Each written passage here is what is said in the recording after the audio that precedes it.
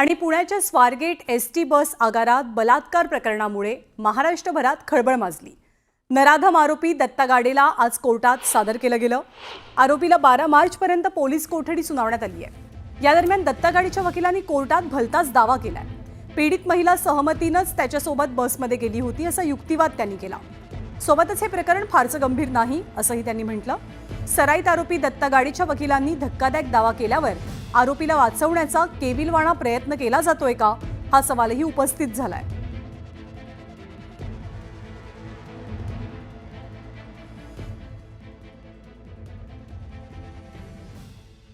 तर आरोपी दत्ता गाडीला 12 मार्चपर्यंत कोठडी सुनावण्यात आलेली आहे।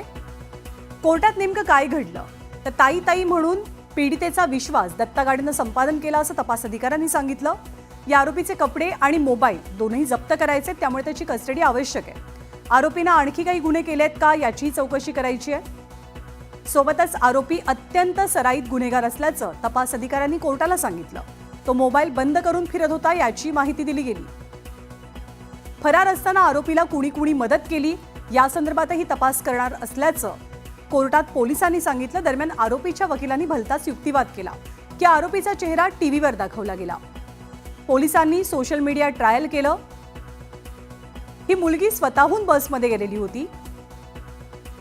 या दोघांच्या सहमतीने शारीरिक संबंध झाल्याचा अजब दावा आरोपीच्या वकिलांनी केला। तरुणीवरती आरोपीनं अत्याचार केला नाही असाही युक्तिवाद आरोपीच्या वकिलांकडून करण्यात आला।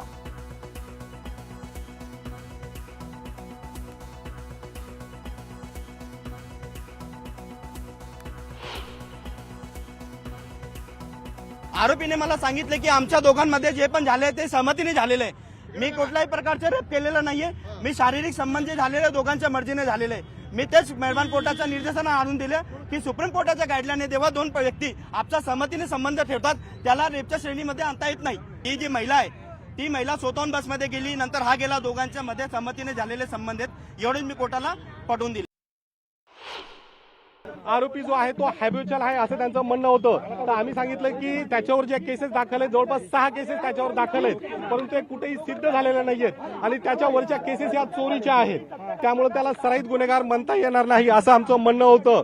त्यांनी जी पीसी मागितली होती त्या पीसी मध्ये मेहरबान कोर्टाने 12 मार्चपर्यंत त्याला पीसी दिलेला आहे। जी वेळ होती घटनेची ती 5:45 म्हणजे दिवसाचीच होती। कुठेही फिर्यादीने पीडितेने आरडाओरडा केलेला नाही, लोकांना बोलवलेलं नाहीये आणि जे 2 वेळेस घटना नमूद करतायत तर त्यामध्ये तिला आरडाओरडा करत आला असता अशा प्रकारचा आम्ही आर्ग्युमेंट केलेली आहे। त्यामुळे